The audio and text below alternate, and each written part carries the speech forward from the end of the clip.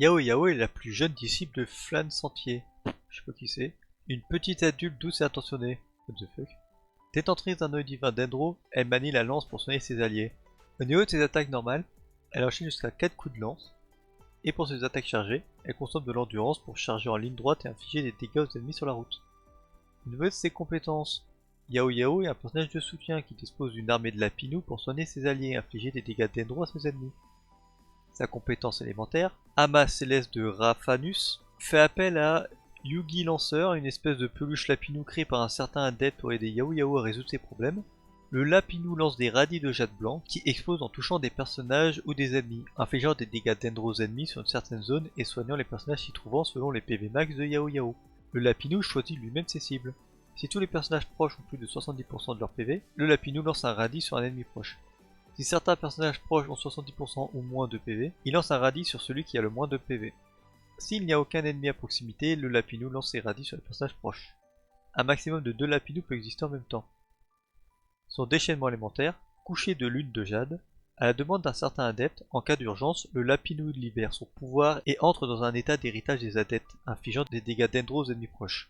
Les radis générés sont renforcés, les explosions soignent les PV de tous les personnages de l'équipe à proximité et les dégâts Dendro infligés sont considérés comme des dégâts de déchaînement élémentaire. Invoque des lapinous sauteurs de façon régulière jusqu'à un maximum de 3 en même temps. La façon de lancer des radis de cette version de lapinou est identique à celle de la compétence élémentaire. La vitesse de déplacement de Yao Yao est augmentée de 15% et sa résistance au Dendro est augmentée. Au niveau des passifs, dispersion stellaire. Pendant l'état héritage des adeptes du déchaînement élémentaire, Yao Yao lance constamment des radis sur ses ennemis à proximité lorsqu'elle sprint, saute ou court. Un radis peut être lancé une fois tous les 0,6 secondes de cette manière. Putain c'est marrant en fait, elle court partout, elle lance des bombes. Mais ça aurait dû être Klee ça. Son deuxième passif, Empathie. Lorsqu'un radis explose, les personnages déployés dans la zone d'effet récupèrent des PV d'une valeur équivalent à 0,8% des PV max de Yao Yao toutes les 2 secondes pendant 5 secondes. C'est un bon heal. Au niveau de ses constellations, comme c'est une 4 étoiles, il y a plus de chances que vous en aurez. Pour sa première constellation, lorsqu'un radis explose, les personnages déployés dans la zone obtiennent un bonus de dégâts Dendro de 15% pendant 8 secondes et récupèrent 15 points d'endurance. Sa deuxième constellation, pendant l'état du déchaînement élémentaire, Yao Yao récupère 3 points d'énergie élémentaire lorsqu'une explosion de radis inflige des dégâts à un ennemi. Sa troisième constellation augmente le niveau d'aptitude de la compétence de 3. Sa quatrième constellation, après avoir utilisé sa compétence ou son déchaînement élémentaire, la maîtrise élémentaire de Yao Yao augmente d'une valeur équivalente à 0,3% de ses PV max pendant 8 secondes. La constellation 5 augmente le niveau d'aptitude du déchaînement élémentaire de 3.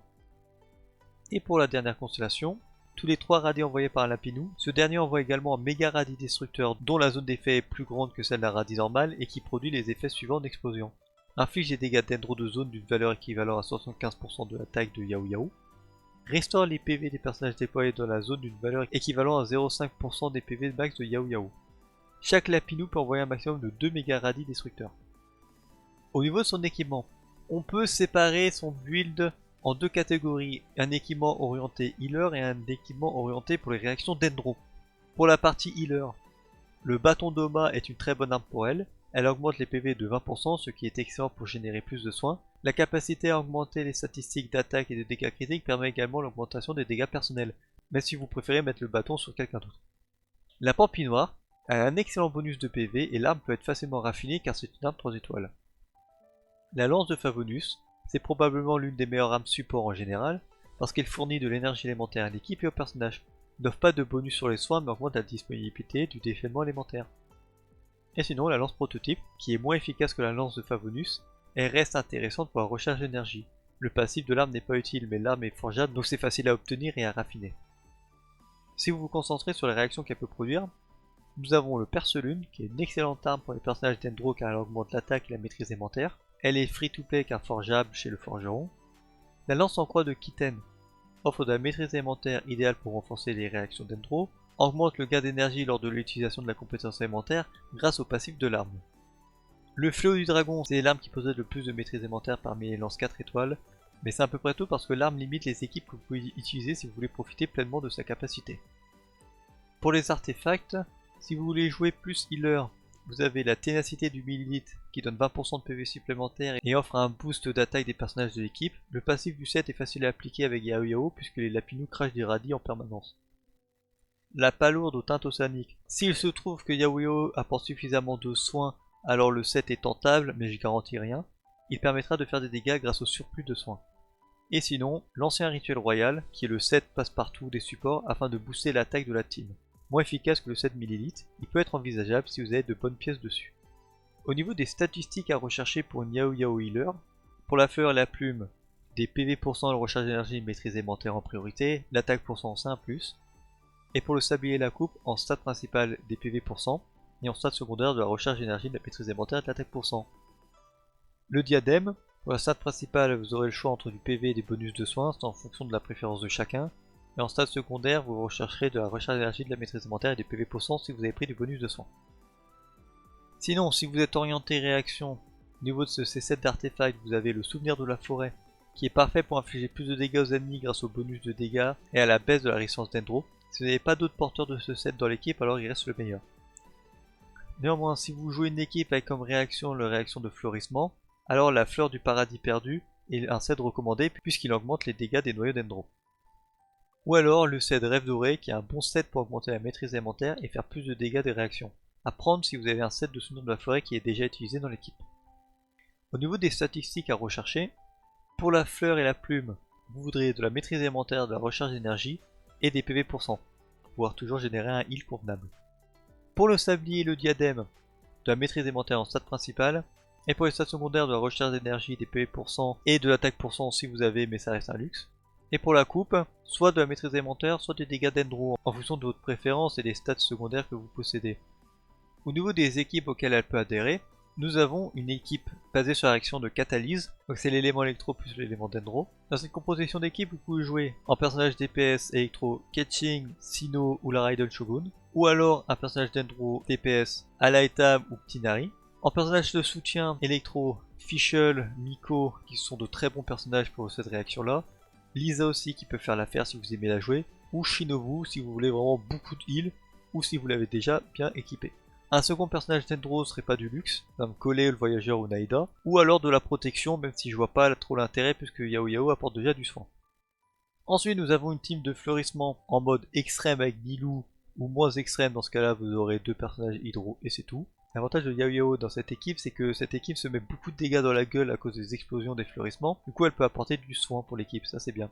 Sinon vous pouvez jouer un second personnage hydro, Xingqiu ou Yelan pour être orienté plus dégâts, Ayato pour son déchaînement élémentaire, principalement en tout cas, Mona et Kokomi pour l'application de leur petite invocation, Kokomi pour le soin supplémentaire. Un second personnage d'Endro, parce qu'avec Nilou la team restreint à que des personnages hydro ou d'Endro, donc Kole, le voyageur d'Endro ou Naïda.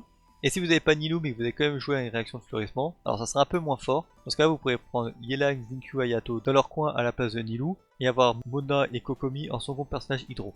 Sinon une composition d'équipe tournée sur l'exubérance. S'il s'avère que Yaoyao est une assez bonne applicatrice d'Endro, dans ce cas là vous pourrez vous passer d'un Dendro et mettre un personnage de soutien à Nemo pour la dispersion et la réduction de la résistance élémentaire, ou un second personnage hydro pour générer un maximum de noyaux.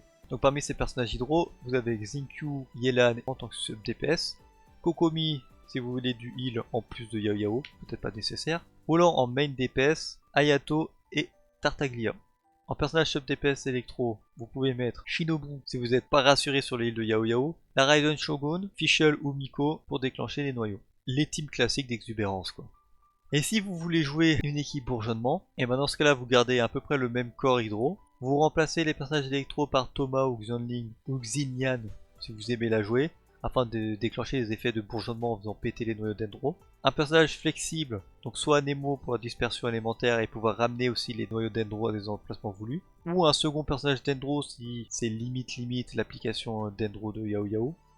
Ou alors un deuxième personnage hydro si vous voulez appliquer plus l'hydro afin de créer un maximum de noyaux, si la génération de noyaux d'Endro n'est pas assez conséquent. Au niveau de son apparence, moi je trouve qu'elles sont mignonnes les lolis dans le jeu, à part Chichi. Mais sinon c'est à peu près tout, si vous n'êtes pas fan, bah je comprends tout à fait, et ça peut poser problème. Bon sinon, puisqu'elle est sortie récemment, c'est compliqué de donner un avis sur le personnage, mais néanmoins, comme il n'avait pas d'autre healer d'Endro, elle apporte une bouffée de fraîcheur à cet élément, et permet de compléter des teams qui tournaient peut-être mal ou pas assez bien grâce à sa présence. Le fait qu'elle puisse remplir le rôle de healer et d'application d'Endro permettra peut-être de créer de nouvelles compositions d'équipe ou des optimisations supplémentaires. Bon courage pour l'obtention parce que c'est pas forcément facile d'avoir un 4 étoiles qu'on veut dans le jeu.